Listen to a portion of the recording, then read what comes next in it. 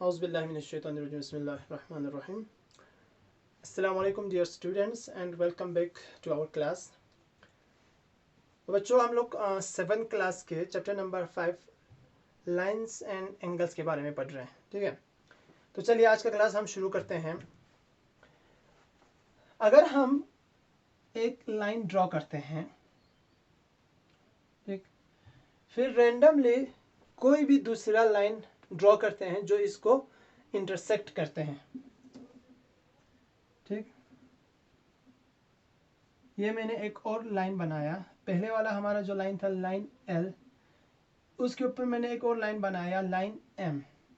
तो line L M जो है लाइन एल को क्या कर रहे हैं, इंटरसेक्ट कर रहे हैं एक पॉइंट पे, से इट इज पॉइंट पी. ठीक है, मैंने क्या किया, मैंने पहले एक लाइन ड्रॉ किया लाइन एल, फिर एक और लाइन ड्रॉ किया लाइन एम, जो लाइन एल को क्या कर रहा था, इंटरसेक्ट कर रहा था पॉइंट पी पर. इस तरह से आप कोई भी रैंडमली बनाइए. जब भी आप इस तरह से दो लाइन को जब इंटरसेक्ट कराते हैं तो वहाँ पे 4 एंगल्स बनते हैं. कितने एंगल्स बनते हैं? 4 एंगल्स. एक ये एंगल 1, एक एंगल ये बन गया एंगल 2, एक एंगल ये बन गया एंगल 3, और एक ये वाला एंगल एंगल 4. हमारे पास कितने एंगल्स बन गए? 4 एंगल्स बन गए. इन 4 एंगल्स में जो दो अपोजिट एंगल्स है, जैसे कि एंगल 1 और एंगल 3 है, एंगल 1 और एंगल 3, या एंगल 2 और एंगल 4 है, इनको हम कहते हैं वर्टिकली अपोजिट एंगल्स. क्या कहते हैं? Vertically opposite angles. ठीक है, तो कौन कौन से एंगल वर्टिकली अपोजिट एंगल्स हो गए? एंगल 1 और एंगल 3 वर्टिकली अपोजिट एंगल है, एंगल 2 और एंगल 4 भी वर्टिकली अपोजिट एंगल्स है. ठीक है, अब ये जो वर्टिकली अपोजिट एंगल्स है वो हमेशा इक्वल होते हैं. वो हमेशा क्या होते हैं? इक्वल होते हैं. कैसे होते हैं इसको आप डिटेल एक थ्योरम के तौर पर हायर क्लासेस में पढ़ेंगे, लेकिन यहाँ पे मैं आप लोगों को एक हिंट दूंगा. अब यहाँ पे देखिए एंगल 1 और एंगल 2 को, एंगल 1 और एंगल 2 को. ठीक है, ये दोनों क्या है? एंगल 1 और एंगल 2 कौन से एंगल है? लीनियर पेयर ऑफ एंगल्स है, क्योंकि ये दोनों 180 बना रहे हैं और दोनों एडजेसेंट भी है. तो एंगल 1 एंड एंगल 2 क्या हो गया? लीनियर पेयर ऑफ एंगल हो गया, लीनियर पेयर. ठीक, जब ये दोनों लीनियर पेयर है, इसका मतलब इन दोनों का सम कितना होगा? 180 होगा. इसी तरह से एंगल 2 और एंगल 3 भी क्या है? लीनियर पेयर है. एंगल 2 और एंगल 3 भी क्या है? एक लीनियर पेयर है, क्योंकि इसमें भी कितना है, एक भी एक स्ट्रेट लाइन बन रहा है. ठीक है, तो हमने पिछले क्लास में कहा था कि एक लीनियर पेयर ऑफ एंगल क्या बनाते हैं? एक स्ट्रेट लाइन बनाते हैं या 180 डिग्री बनाते हैं. तो ये दोनों भी लीनियर पेयर हो गया, ये दोनों भी क्या हो गया? लीनियर पेयर हो गया. अब इसमें भी 2 प्लस एंगल 2 प्लस एंगल 1 कितना आ रहा है? 180 आ रहा है. इसमें भी एंगल 2 प्लस एंगल 3 कितना आ रहा है? 180 आ रहा है. एंगल 2 प्लस एंगल 1 भी 180 आ रहा है. एंगल 2 प्लस एंगल 3 भी कितना आ रहा है? 180 आ रहा है. इसका मतलब एंगल 1 और एंगल 3 क्या है? इक्वल है. ठीक है, तो आप लोग ये चीज़ याद रखना, जब कभी भी कोई भी दो लाइन इंटरसेक्ट करते हैं वहाँ पे 4 एंगल्स बनते हैं, जिसको हम क्या कहते हैं? जो अपोजिट एंगल्स हैं उन एंगल्स को हम कहेंगे वर्टिकली अपोजिट एंगल्स. और जो वर्टिकली अपोजिट एंगल्स होते हैं वो हमेशा क्या होते हैं? इक्वल होते हैं. ठीक है, समझ में आ गया आप लोगों को वर्टिकली अपोजिट एंगल्स? ओके, चलिए हम आगे बढ़ते हैं. ओके, अब हमारा जो नेक्स्ट टॉपिक है वो है ट्रांसवर्सल. ट्रांसवर्सल ये बहुत ही एक इंटरेस्टिंग टॉपिक है. आप लोग थोड़ा सा ध्यान से देखिएगा इस टॉपिक को. ट्रांसवर्सल किसको कहते हैं? ट्रांसवर्सल एक ऐसा लाइन है, एक लाइन को हम ट्रांसवर्सल तब कहेंगे जब वो लाइन दो या दो से ज़्यादा दूसरे लाइन को अलग अलग पॉइंट्स पे कट करें.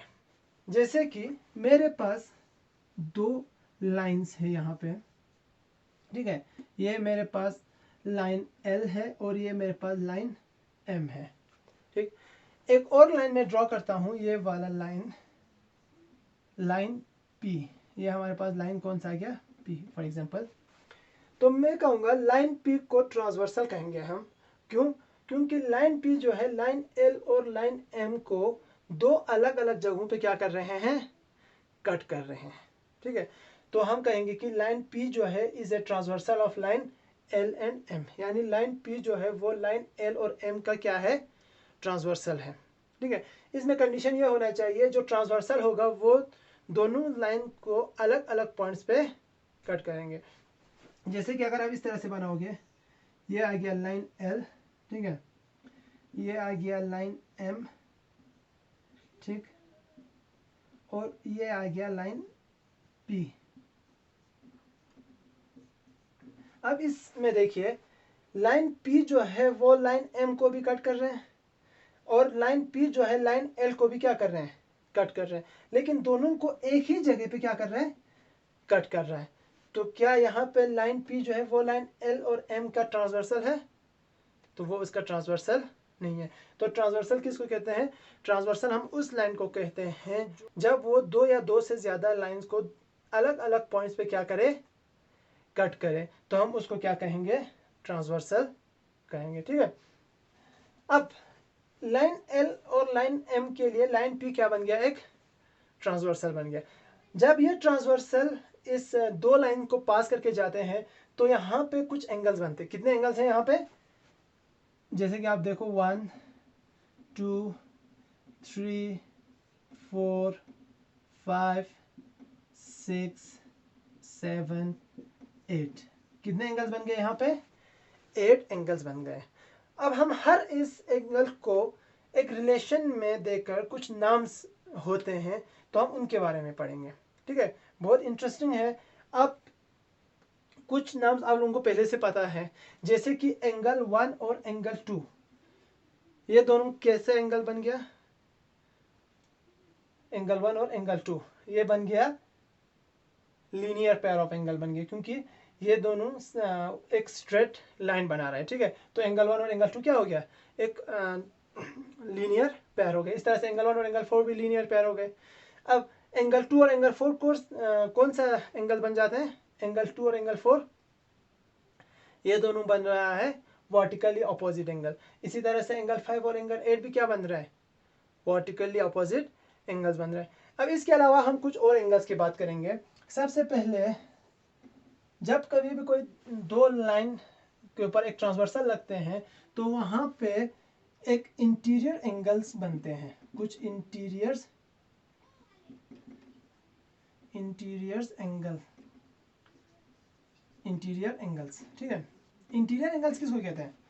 इंटीरियर एंगल्स वो एंगल्स होते हैं जो दोनों लाइन के बीच में हो।